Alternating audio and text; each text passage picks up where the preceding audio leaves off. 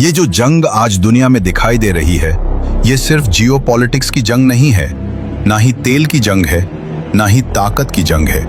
अगर गहराई से देखा जाए तो ये सिर्फ जमीन की जंग नहीं है, ये दरअसल ईमान की जंग है।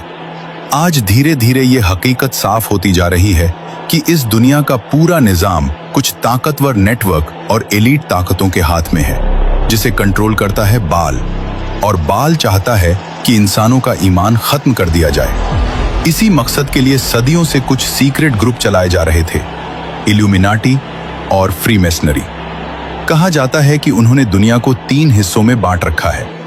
एक ग्रुप जो मेडिसिन और साइंस के निजाम को संभालता है, दूसरा ग्रुप जो पॉर्न, शराब, फिल्म इंडस्ट्री, एक्टर्स और एंटरटेनमेंट के जरिए समाज की सोच को कंट्रोल करता है, और तीसरा ग्रुप जो इकोनॉमी और आर्मी के निजाम को संभालता है।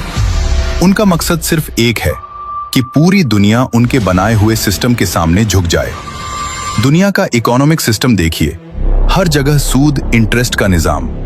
समाज को देखिए, शराब, नशा, पोर्नोग्राफी और जिस्मानी लालच को आम बना दिया गया है। इंसानों को ऐसे निजाम में डाल दिया गया है जहां इंसान की रूह नहीं बल्कि उसकी ख्वाहिशें और कमजोरियां हावी हो जाएं। और सबसे बड़ी बात, पूरी दुनिया अमेरिका को सुपर पावर मानकर उसके सामने झुक चुकी है। लेकिन इसी दुनिया में एक ऐसा मुल्क भी है जिसने खुलकर कहा, हमारे यहाँ सूद नहीं चलेगा, हमारे यहाँ शराब नहीं चलेगी, हमारे यहाँ औरतें हिजाब में रहेंगी।